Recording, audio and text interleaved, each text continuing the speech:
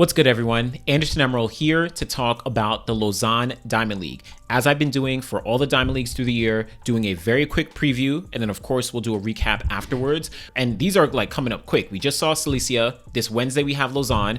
Then on Friday we have Brussels. And then again next week, Zurich, 2 days on the 27th and the 28th of August. Now, couple different storylines here in Lausanne, but I'd say it's a little bit tapered down relative to what we saw in Silesia out in Poland. So let's kick things off with the men's 100 meters, as this of course is the most high profile event that everyone, at least in our sphere of the sprints world, definitely had their eye on. Noah Lyles is going up against Oblique Seville, Akani Simbine, Courtney Lindsay, Zarnell Hughes, Akeem Blake, Brandon Hicklin, shout out to ya, Brandon Hicklin, and a couple other athletes in the field. Now, the big story is that Kishane Thompson unfortunately pulled out of the meet just yesterday due to some apparent shin discomfort. Now, I'm not going to go super in depth. By the time you're watching this, maybe later in the afternoon, I'll have another video where I'll talk about, Kishane Thompson, Fred Curley, Grant Central. I'll do a little kind of like track and field checkup video, but it is disappointing. The one thing I'll say is that if it's true, and I do believe that it's probably true that Kishane Thompson is dealing with just a little bit of discomfort, not like a full injury or something like that.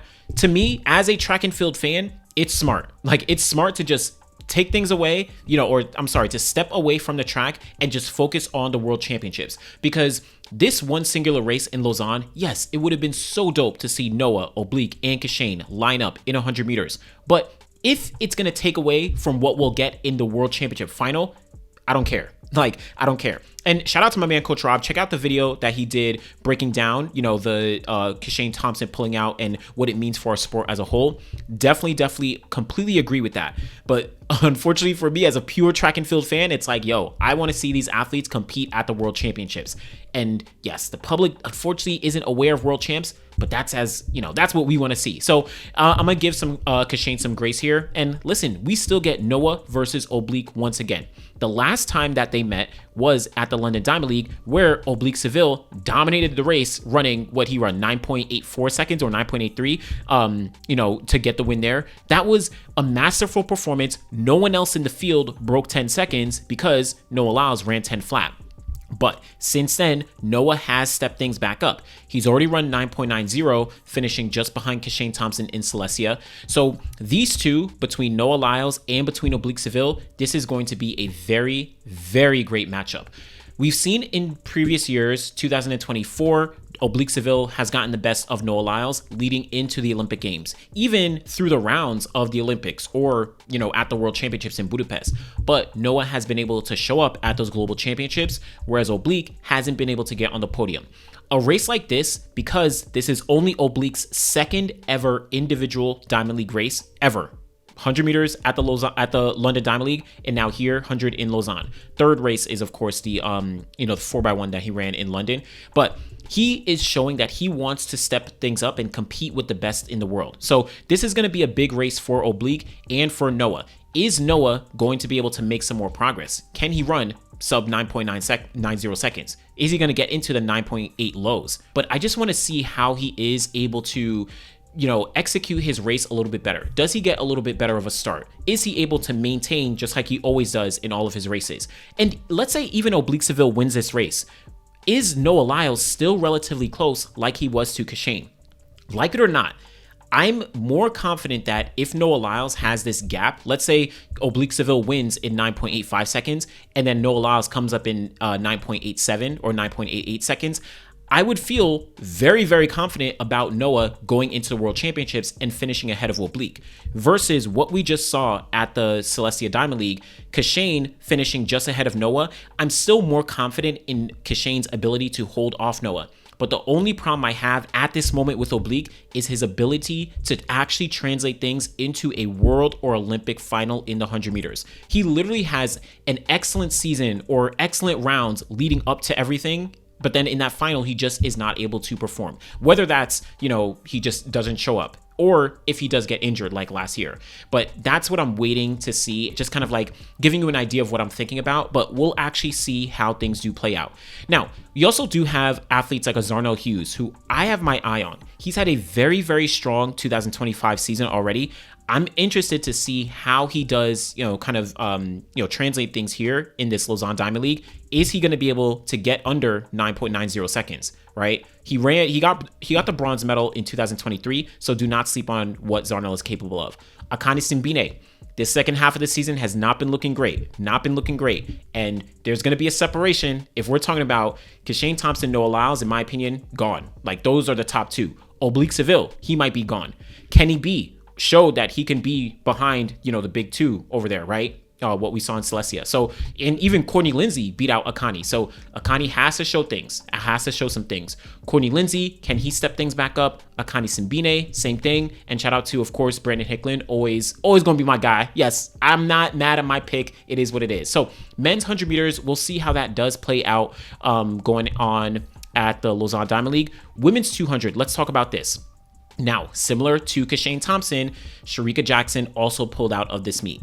MVP, track club, they're doing their thing. So, everyone says Stephen Francis, he's the genius. He knows what he's doing. Listen, we gonna have to trust y'all. We gonna see at the World Championships. But here you do have Brittany Brown coming off second place to Shericka Jackson at the Silesia Diamond League. She's going for a Diamond League wild card to make the team to the World Championships. She got fourth at USA, so she's actually in a good position.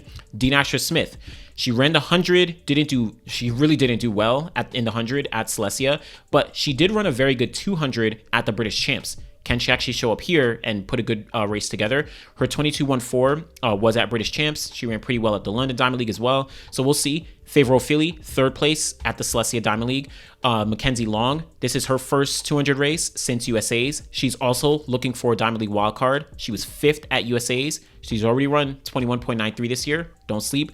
Daryl Nita, she led the field off the curve in the 200 at the Silesia Diamond League. She led everyone off the curve, but then she faded really far back. She's having a much better second half of the season relative to what she did at the start of 2025, so keep an eye out for her. Marie-Josée Talu-Smith, she ran very well, won the Hungary Continental Tour in the 100, got third place running 10.87 seconds in Silesia. Now she's running the 200. We gonna see how Marie does here, but shout out to her and her longevity, consistency, all of that.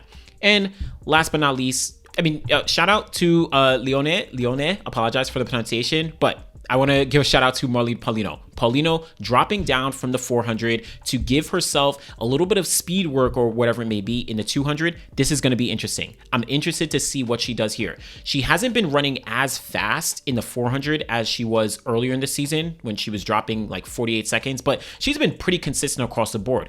Now, in the 200, she's already run 22.3 this year while in Grand Slam track. Could she run like 20? Like, that's competitive in this field. Look at this field. That's competitive. So listen, don't sleep on Paulino. She might finish top 3 here. She might mess around and like spoil this whole, who knows? But shout out to the women's 200. Shericka Jackson, I don't think she's injured either. I think it's just a MVP track club situation, but shout out to that women's 200. Women's 100 meter hurdles, always a highlight. We literally just saw one of the greatest races in 100 meter hurdle history in Silesia, and pretty much every single woman, not everyone, but most of these women are returning. You have Tobi Amisan, who ran 12.25 seconds while sleeping in the blocks in Silesia. 12.25 seconds. Masai Russell already ran 12.17, but then she just ran 12.19 in Silesia. Akira Nugent, this year she's already run 12.30. In Silesia, she ran 12.4. So she's in the mix, right? Kenny Harrison, she's very much in the conversation as well. Alicia Johnson just made the team for USA, so she's now jumping into this field. Ditaji Kumbunji also jumping into this field. Nadine Visser ran 12.28 seconds in the heats of the Silesia Diamond League, then hit a hurdle and unfortunately ran 12.6. She would have run 12.2 low, in my opinion. Listen, I don't know if and shout out to Megan Tapper, who's been on an absolute roll in 2025. All these women, aside from Masai Russell, I can't pick who's going to finish second. I don't know. And you probably don't know either. Now, anything could also happen. Someone could beat Masai Russell, but this is an amazing field. I wouldn't expect something as fast because they're just coming off Silesia, but anything can happen. So shout out to the women's 100-meter hurdles. Let's quickly talk about the women's 400, where we won't see Paulino, but we will see Sawa Eid Nasser, as well as a plethora of other women. Natalia Bukowiecka, you have Alexis Holmes, who's been, kind of getting the season a little bit back together. Henriette Jager, who's been having an amazing season as well. Lieke Klaver, starting to make some progress, get into the conversation, still needs to break 50. Sawa Eid Nasser, I'll get to her in a second. Isabella Whitaker, her first Diamond League race since US trials. Remember, she won 2 Diamond Leagues in Oslo and Stockholm, so she's in this conversation. Sade Williams, I think she's been dealing with some setbacks this year, but in the convo, and Britton Wilson. Now, Sawa Eid Nasser, what's crazy is, I think because Paulino is not in this race, I would not be surprised if Sawa Eid Nasser ran like 48 seconds. Now, she did run 48.8 in Paris behind Marlene Paulino, so it's not like she can't do it while Paulino's in the race, but I wonder if she's going to be able to really, because we got to be honest, most women in this field aren't able to touch Sawa Eid Nasser when she's in her full form.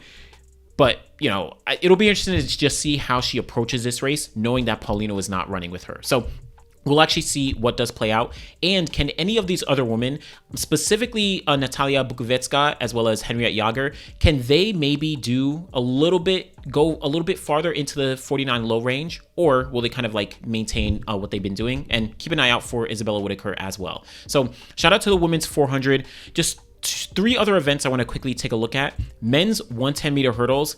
This has been the season for Cordell Tinch, and he is probably the slight favorite entering the world champs, considering his consistency. He's going to be in this field after winning the Celestia Diamond League in 13.03, I think it was. You have Dylan Beard. He just finished 2nd place at the NACAC Championships. Check out the recap video that I did. Jamal Britt hit a hurdle at USA Championships. Jason Joseph, he's been having the season of his life as well. Personal best this year. You have Just from France. He's ran sub 13 seconds already this year. Enrique Lopez, you have Simonelli. This is a very stacked field across the board, but Trey Cunningham.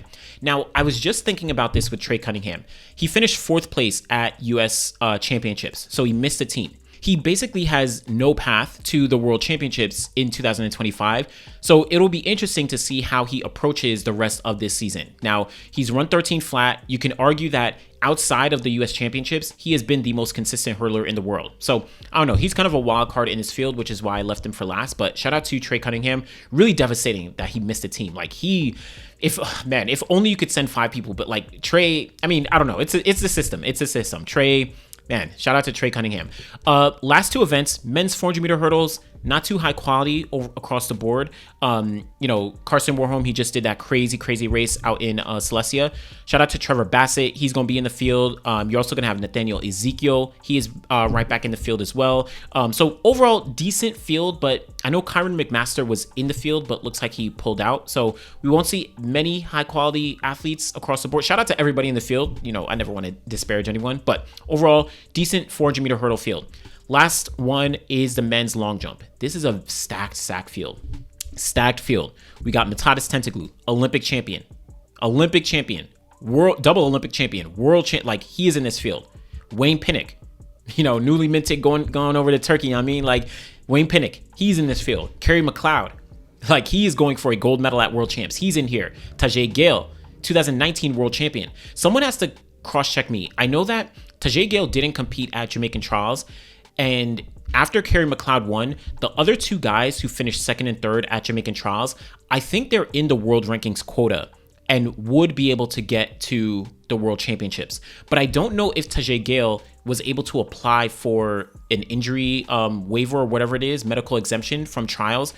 So someone in the comments, some Jamaicans, cross-check me on if Tajay Gale would actually get to the trials, if the other 2 guys who finished 2nd and 3rd at Jamaican trials actually are in the world rankings quota and are essentially qualified to go to Worlds. Someone has to kind of cross-check me on that. But shout out to Tajay Gale, Mattia Ferlani, Simon Ehammer, right? This is a stacked field. This is kind of a stacked field. Liam Addock, and shout out to other guys as well. I'm just looking at the guys that I know are on my mind and who who are truly, you know, in contention for medals. Like all the guys I just named are very much in contention to get on the podium and win medals at the World Championships. So overall though, that is the Lausanne Diamond League. Very quick preview.